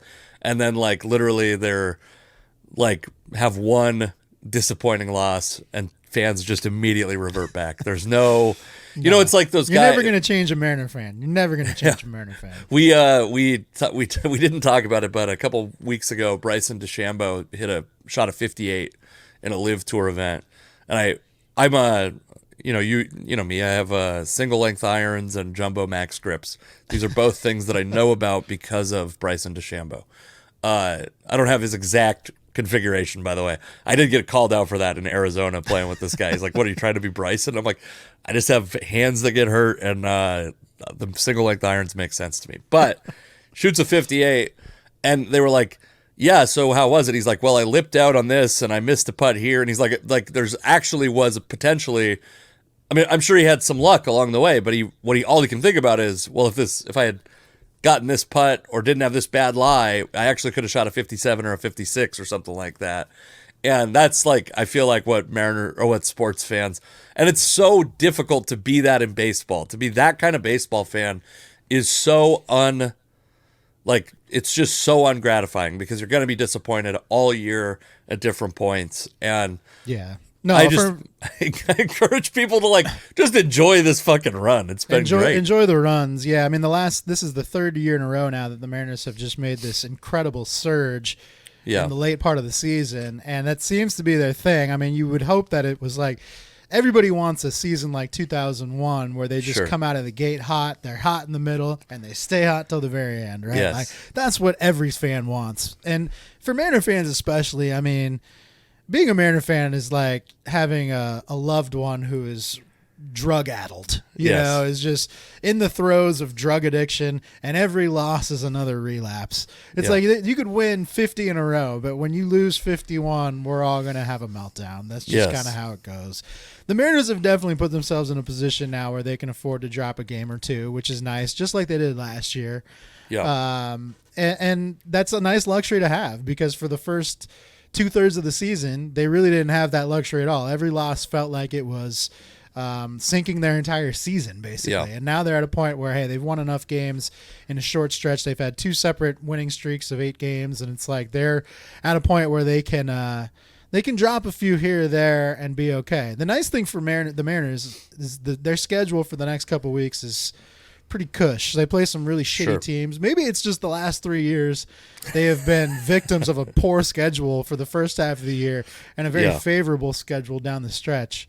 Because now they're playing some teams that have nothing to play for, that are barely fielding what many would consider AAA teams. And so they get a good opportunity to make up some ground here. And in September, it gets a little tougher. They play some good teams in September. But overall, they have a nice, easy road to the postseason if they can just kind of maintain from this point forward. Yeah, and that's they've gone from a team that had very low playoff odds to I think close to 70% playoff odds, and it's crazy. It's pretty remarkable. And this, it does feel like a little bit like last year's playoff appearance was a little cheapened by the expanded playoffs. So you would like to see them win the division. That's the one thing I will say is, can we get a division win in this city, please, for the love of God? Yeah, and it's possible now. I mean, they've put themselves in position to actually consider winning the division for a change, as opposed to just sneaking in as a wild card team. So it's pretty cool to see that they have that opportunity. Yeah. I mean, my wife and I, we're gonna have a baby within the next, I don't know, week or two. God, and that's crazy, huh? Yeah, our whole thought was the first time we're going to venture out to a public event with our baby could be a Mariner playoff game. And then we thought that at the beginning of the season, of course. And then in the middle of the season, we were like, I guess we don't have to worry about that now. And now it's back in play, which is awesome. It's like we've already got the little the earmuffs. I can't wait to have this story, to hear this story. It'll be wild. I mean, it'll be like 5 innings at a playoff game. But for us, it's worth it. We're huge Mariner fans, so no, I know it would be worth it. What I'm gonna find. Well, we could burn that bridge when we get there, because I think it'll be very fun to hear the story. The changing a diaper in a sold out T-Mobile Park is gonna be wild. But okay.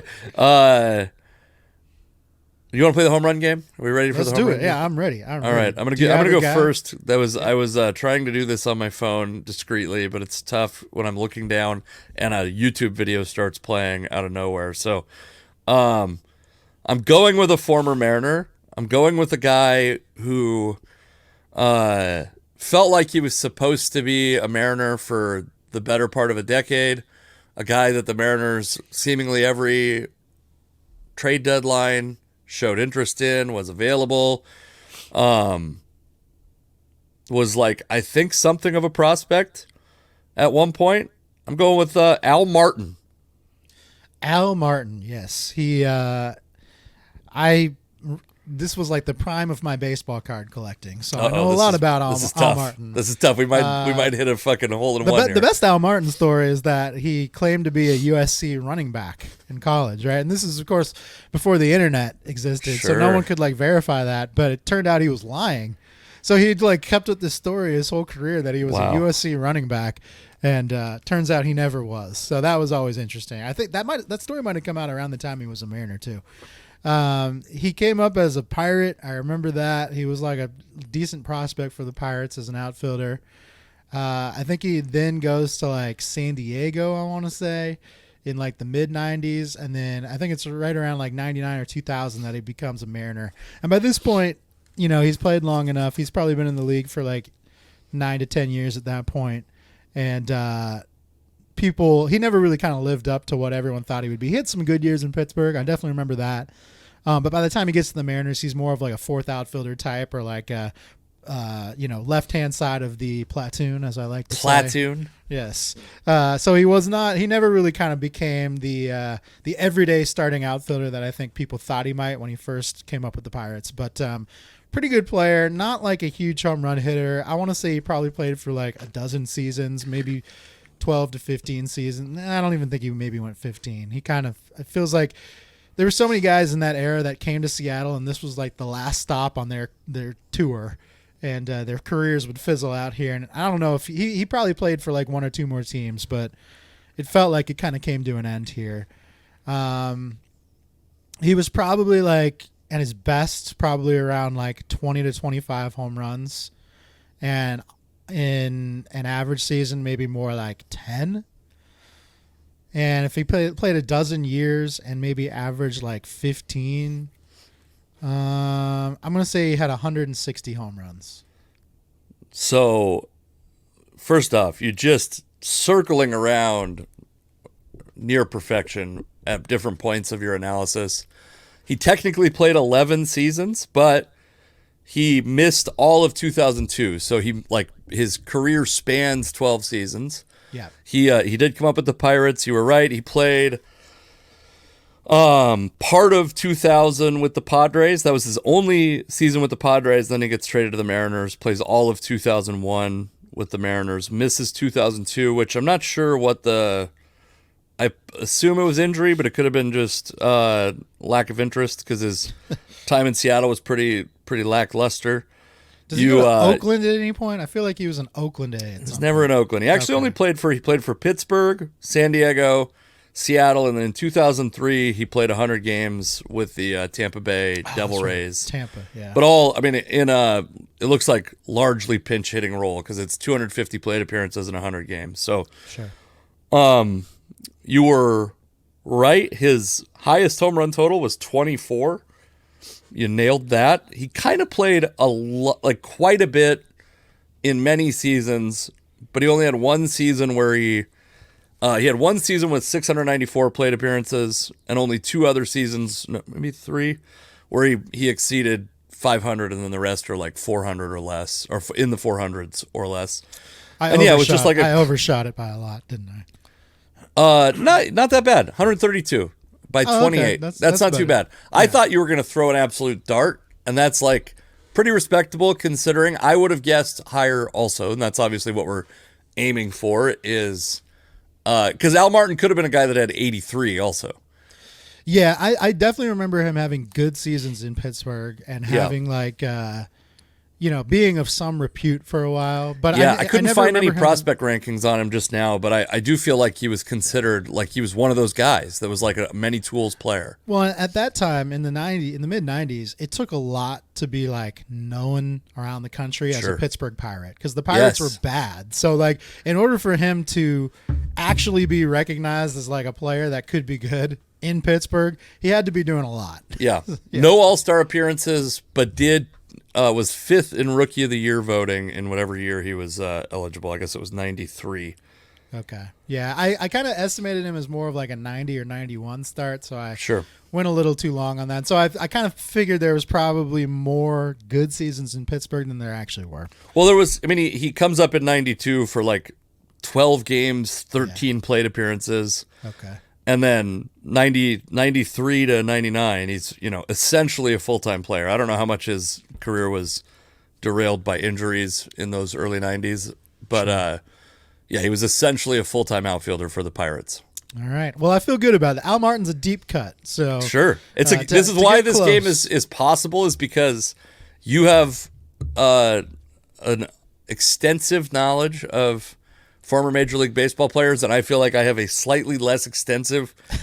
So there's the only one that's ever really, really like thrown me was Steve Finley, because in my mind I couldn't find Steve Finley. You couldn't place now him. That we found him, I'm like, oh yeah, I remember Steve Finley. But when we were talking about it, I think I texted you about it. I thought it was like Steve Sachs. You had the wrong guy in your mind. Yeah. And that's a difference maker, man. If you can't place the guy that you're being given, that's going to change the answer very much. All right, I have a guy for you, also a former Mariner, but a much more well-known former Mariner. I'm not even going to give a preamble. I'm just going to tell you who it is and let you talk about him. Brett Boone. Brett Boone. Yes. So Brett Boone comes up with the Mariners pretty early and then ends up in Cincinnati I believe, was like kind of considered one of the guys that could have had some power early in his career, and then comes back to Seattle, and I believe in 2001, just chocked full of steroids, just riddled with steroids. Famously, in Jose Canseco's book, there's a scene with Brett Boone where they talk about him doing steroids. Like the numbers, the body growth, like it was pretty obvious now to look back. Back then, we were in denial about who Never wasn't. fully implicated, however. Now, I get it. Like, if he might have made an appearance in some books and some hearsay, but he never got busted by Major League Baseball. Sure, that's fair. I feel confident that. Fair. And then also, by the way, this is kind of an interesting thing. Like right around the time Trump got elected, he had a strange stretch of tweets that were like very obviously going to piss off Seattle. And many of the people who follow him on Twitter live in Seattle, root for Seattle teams. And just coincidentally that day, and I guess I won't say the person's name, though he's very easy to figure out who he is. I was doing a podcast interview with a Mariners executive that day, friend of both of ours. Great comedy audience member, by the way. Yeah, you know who I'm talking about, I assume? I do. Okay. Yes. And I go, hey, have you seen what's up with Brett Boone? And he's like, I don't know. I'm not aware of. And this is a guy that should be aware of this, right? Because Brett Boone's kind of continue to do occasional things with the organization. I showed him. He's like, oh, like, oh no. I just remember seeing the because I think that dude's also pretty reasonable. The guy that we're mutual friends with, right. And like pretty accepting of people of other opinions. But it was like, this is going to create some controversy. And it actually, I think the tweets got deleted, and I was surprised at how there's been a couple moments in Seattle history. I'll tell you about another one off the podcast where public figures have made like accidentally or intentionally bigoted, xenophobic, racist, or just controversial for the sake of it statements, and they just kind of go away. And one of them was about James Harden, if you're familiar with the one. Oh yeah, I know that very much so. Yes. So anyway, so Brett Boone also has a podcast, or recently had a podcast. He has a podcast. Yeah, he does he's actually, I would say he's kind of like, he's reformed himself a little bit. The Mariners had him back for the All-Star game stuff this year. Yeah, I thought that was nice. He's actually does a very successful podcast now. So yeah, good for him. Good job, Booney. Yeah. Also, from a just legacy baseball family, 3 generations I think of Boones have been in the majors. Is Aaron Boone still coaching the Yankees? He is, right? For now, they're going to fire him for the moment. Soon. Yeah, they're he going to won't fire be there him much longer. So anyway, he had those years. He was also a guy that like early in his. By the way, I'm really rambling. He's a guy that I recognized like positional value on in 2001, and when the Mariners extended him, I was thrilled because people wanted at that time like a John Olerud extension or something like that. I'll tell you right now because this has no bearing on the home runs. He's a 4-time Gold Glove winner, which I think a lot of people probably forget about. He's a 4-time Gold Glover. Very good defensive second baseman. Good defensive second baseman, but had his like an offensive renaissance. And I want to say those years he was like in the mid 30s home runs, which for the time for a second baseman was pretty impressive. But he had like a lighter, but still I think had some home runs. I'm gonna say Brett Boone, and was around for a long time. That stretch in Seattle. I believe he came here. Did he come here from San Diego? Can you at least confirm that for me? He did come here from San Diego. Okay. That stretch in Seattle, he was in his, I believe, early 30s. So he was just around baseball for a very long time. I'm going to say 330 home runs. Okay. Fuck. Oh, that hurts. Okay. So here's Brett Boone's career. He comes up as a Mariner, big prospect, obviously, because of the Boone family name, and he's independently a great player on his own. Yeah. He plays his first 2 seasons in Seattle, 92 and 93, just brief. He's a part-time player at that point. he's involved in that big trade that basically gets. I'm pretty sure that's the one that gets Dan Wilson over here. Let's just verify that really quick. Yeah, he gets traded with Eric Hansen for Dan Wilson and Bobby Ayala. So it was some good, some bad. Many there. Mariners memories in that trade. Yeah, big trade. That's a big trade. Obviously, it worked out. I mean, you could say it worked out for both sides because he goes to Cincinnati and he spends. He's there from 94 to 98. In 98, he's an all-star there, so he's kind of coming into his own at that point. He's 29 that year, though. So in some ways, he kind of had a late, I would say maybe a little bit of a later start because his first 2 years in Seattle, he's aged 23 and 24, and he's just kind of blocked at his position. He's not getting an opportunity to play every day. So by the time his run in Cincinnati ends in 98, he's 29 years old already, and that's his first time as an all-star. He goes to Atlanta for a season in 99. Then he goes to San Diego for the 2000 season. Both those are like he's kind of keeping his numbers up. He's doing all right. I'm going to miss this by so much. Well, what happens is he comes to Seattle in 01, just like you said. He's obviously great. He would have won the MVP that year if it wasn't for Ichiro. He was He was second in the MVP voting or top 3, I think, somewhere right in there. But then also he's probably third. Sorry, he's probably splitting votes in Seattle and around the yeah, if Ichiro AL West. never exists, in all likelihood, Brett Boone wins the MVP that year. So he's here.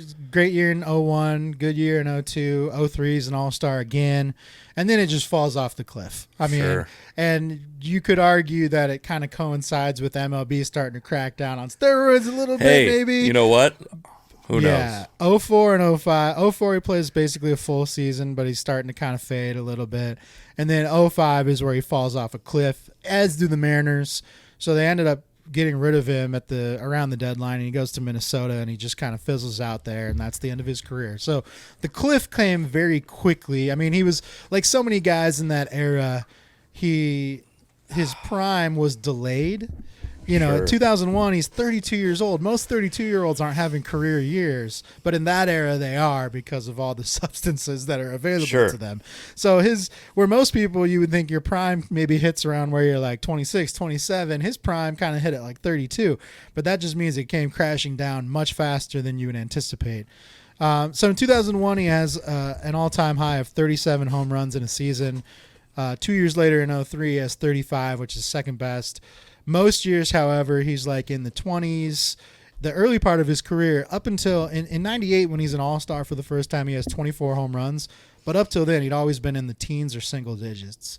So he ends up finishing his career with 252 home runs. At least it wasn't 100 off. 78 off.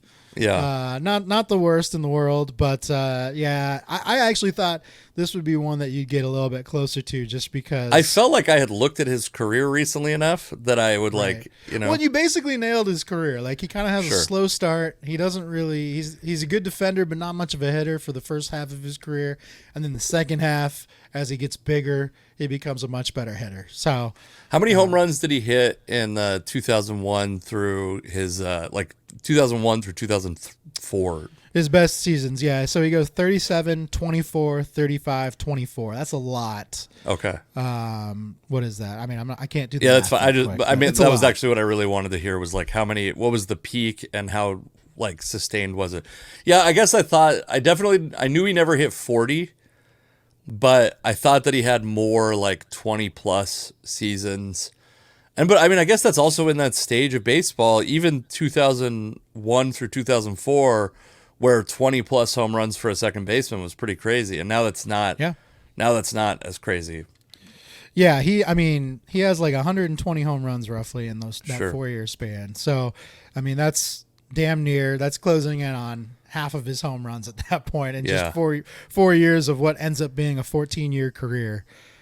So yeah, he really has like two halves to his career. One where he's just kind of like your typical second baseman, rangy, good fielder, singles hitter, and then the second half where he's suddenly a power hitter and he sacrifices the defense a little bit. Yeah. God damn it. It's just I think we gotta start our season over at some point. I think once the year flips over, we gotta like go to season 2 because I'm just fucked. How long have we been doing this podcast? Does that make sense? Since like February-ish, maybe. Okay, good. So it's not that like crazy. 6 months. Yeah, so I'll be off by thousands. You'll have beaten me by thousands, and we could at least start the counter over. It's not that. I mean, it's in the beginning it was rough. In the beginning, it was really rough for you. You've kind of made your hay in the last the last couple months. You've definitely closed the gap. Like even a difference. Like I was off by what 30 or 20 something. Sure, yeah. And you're off by 78. I mean, that's closing the gap on what it was in the early stages. It's changing. It's the narrowing or shrinking the rate of change, but not narrowing the gap. Yes. We're two trains traveling alongside each other at different speeds, basically. Yes. All right. I sped up. You're still going faster than me in this. All right. Yeah, I think that's the end, right? That is it. Casey McLean comedy. The Casey McLean on X. Yep. Alex SSN for me. Yep. All right. Thanks, everybody. Thanks for listening.